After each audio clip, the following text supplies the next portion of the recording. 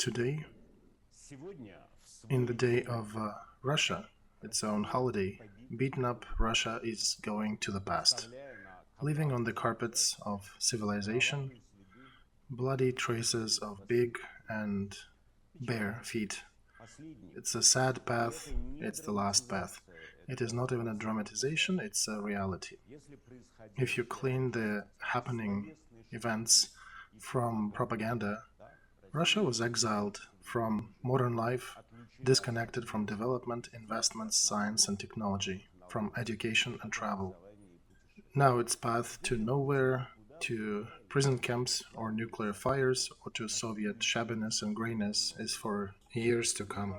Even the Russians who are accustomed to jumping and cheering at $2 an hour perhaps won't be able to do that. Maybe only if they're really dumb, or maybe for $5 an hour. The holiday is rather spoiled by two horrible factors.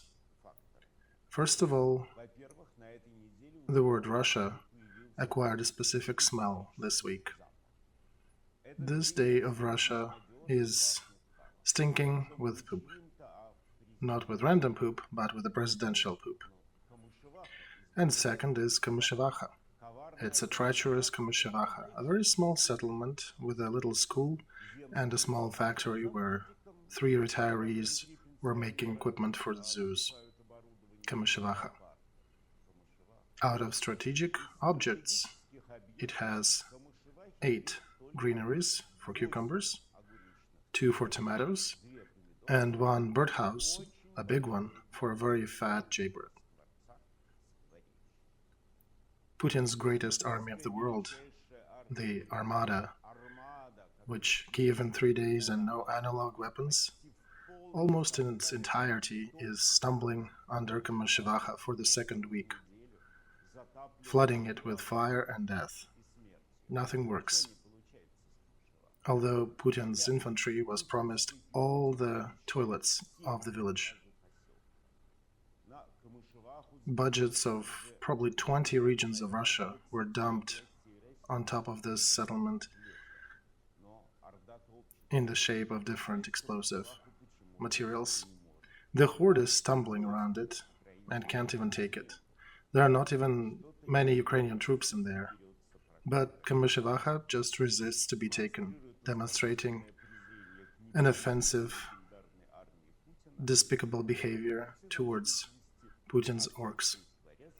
Plus, sometimes, the jaybird sometimes makes a military flight over and leaves his traces on the tanks and helmets.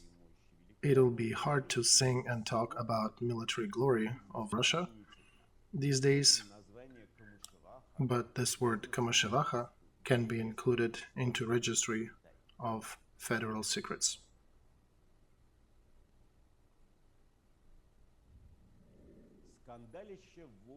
A scandal.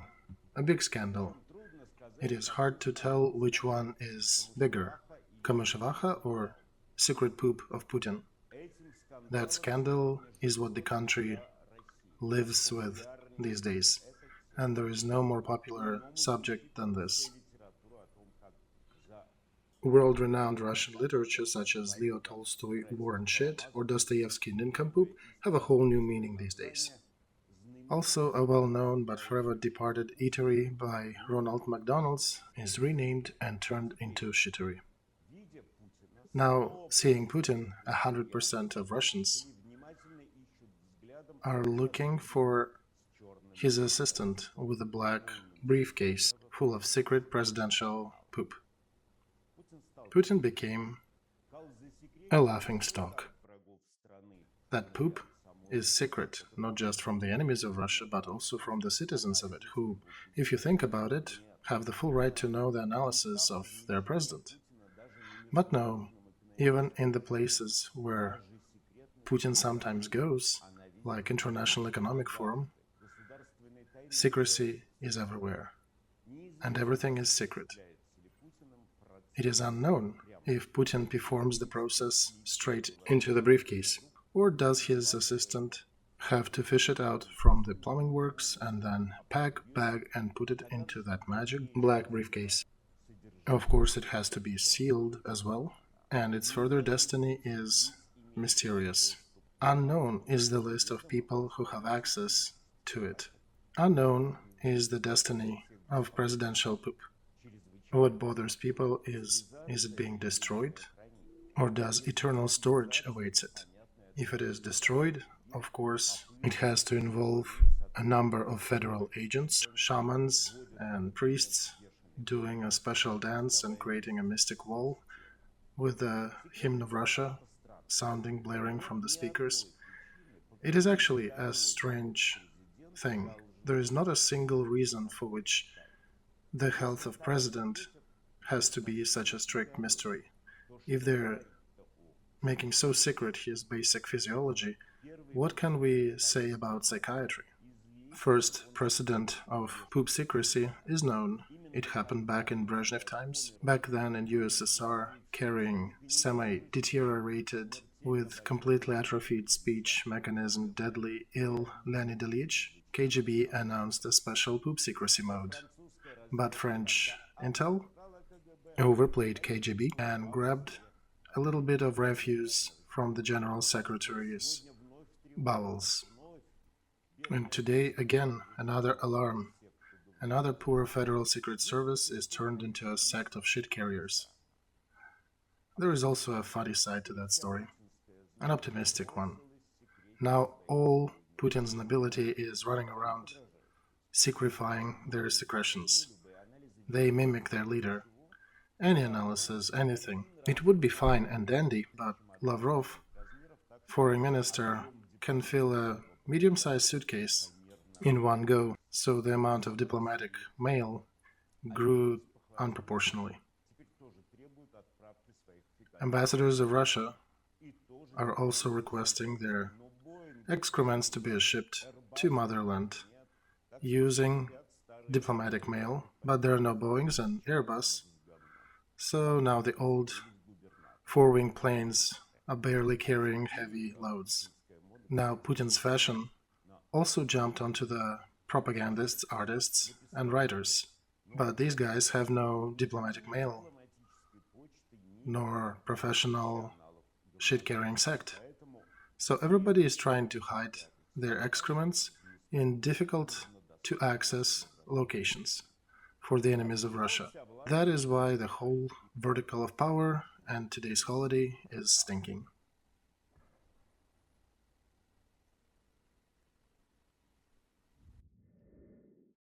Compared with Putin, Hitler was a rather modest guy,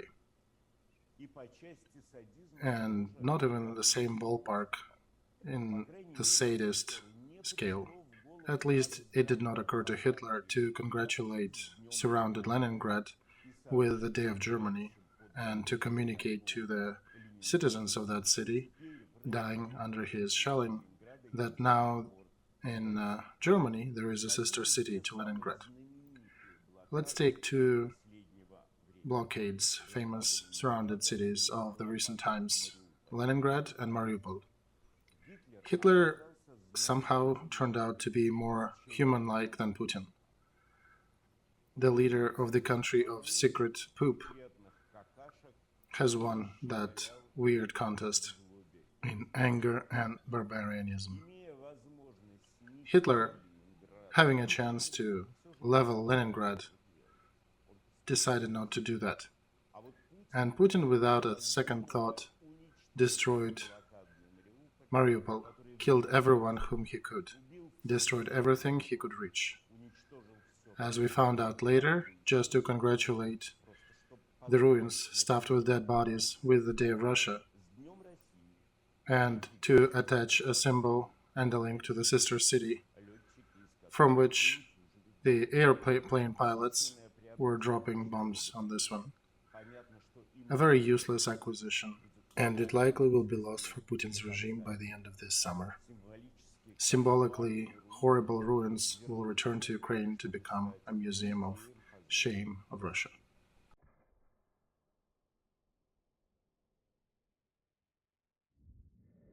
Something really mystical is also happening on the ideological front. More mystical than presidential poop. A singer with a nickname Fat Shark is visiting hospitals and finishing off wounded Putin soldiers. If she sees one without arms and legs, she would stop and sing a song to him about how in Kremlin they do not care about the price for the victory and ready to pay for it not only with his arms but also with his legs. If to count the blood just of the soldiers of Putin's army killed at the war in Ukraine, one can fill a swimming pool 150 meters long by 25 meters, 2 meters deep. 30,000 dead is roughly about 150,000 liters of blood. If to take about 5 liters of blood per human body, and of course 2,550 tons of young Russian meat that turned into food for worms in Ukraine fields. For shame and demonstration of complete military incapacity. A bit too expensive. All these issues turned the Day of Russia into a day of shame, were noticed even by Putin's inner circle.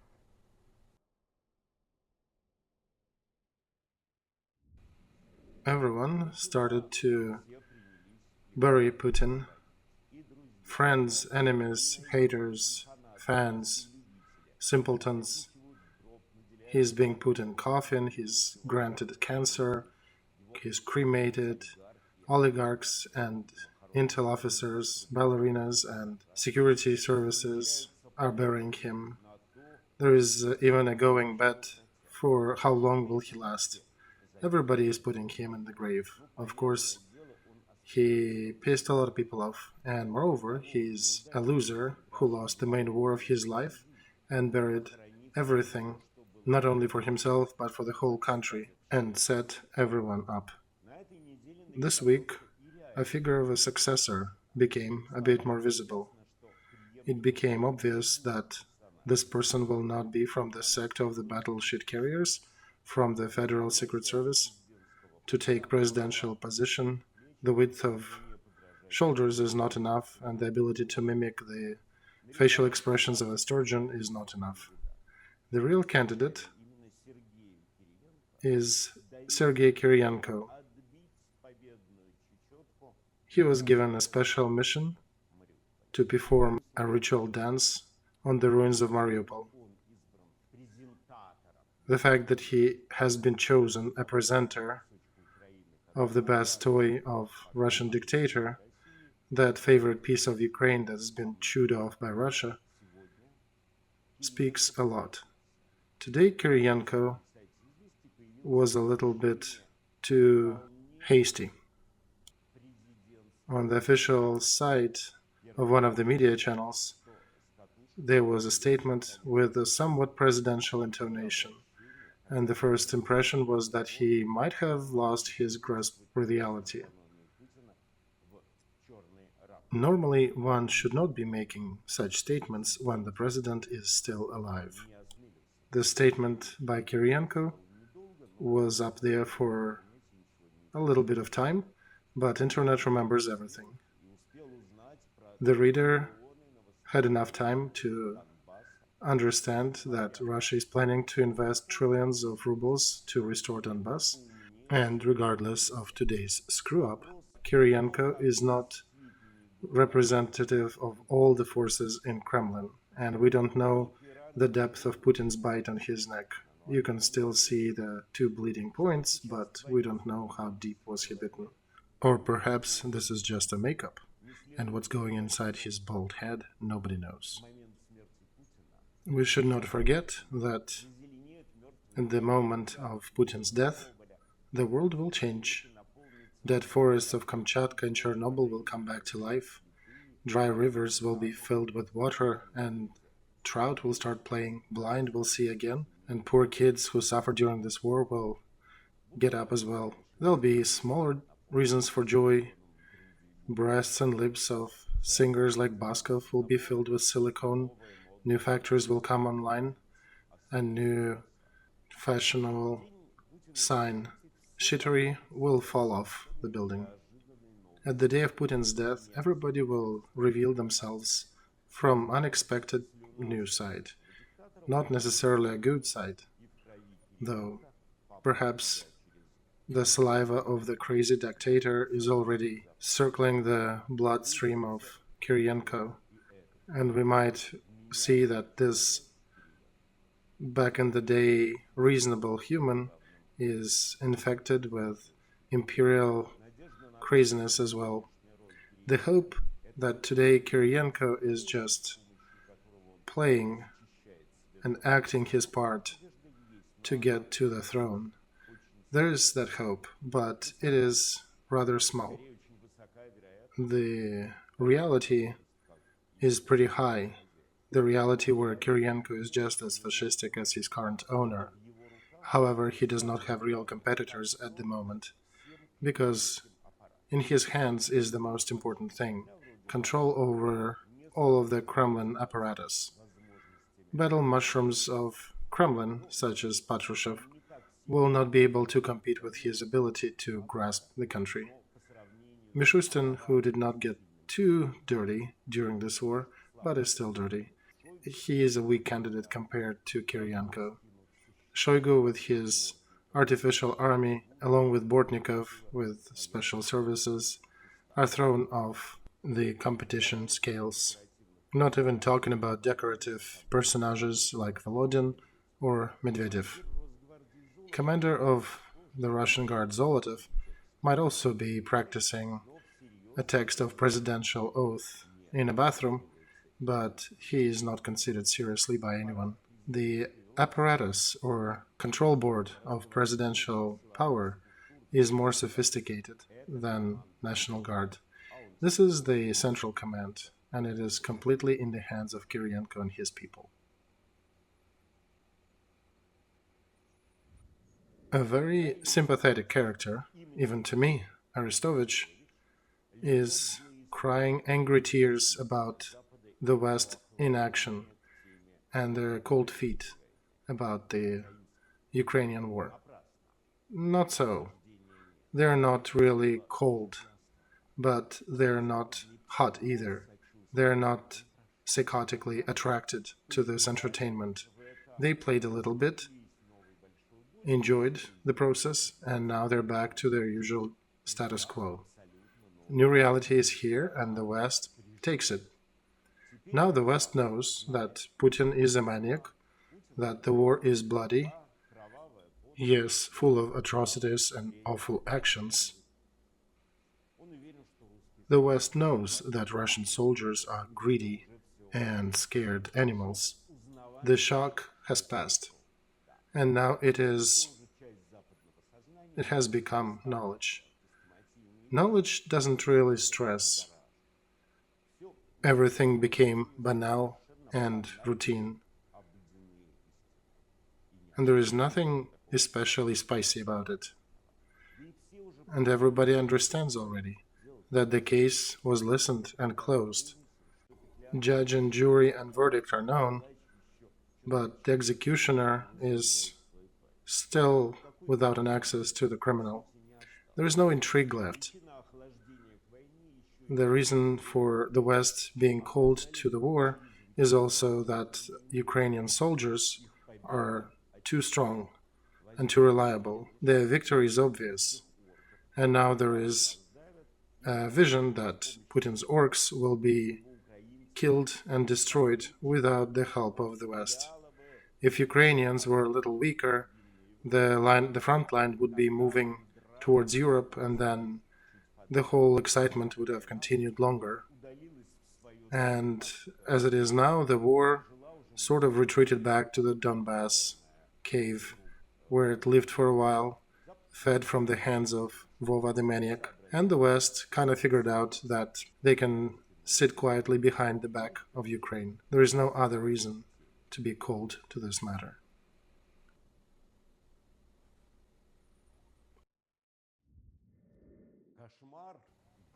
The horror of a day of unhappy Russia is also affected by new scandal with Gundyaev, Patriarch Kirill of Russian Orthodox Church.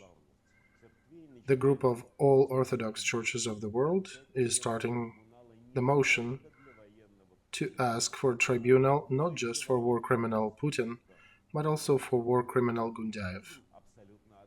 Let us be frank. Gunya put a lot of effort into Bucha to become reality, and from Patir, from the communion cup of this brocaded clown, there are little hands and legs of Ukrainian dead children of Bucha sticking out. He is still using that for Eucharist of Russian soldiers, and they are complicitly true. This is all for today.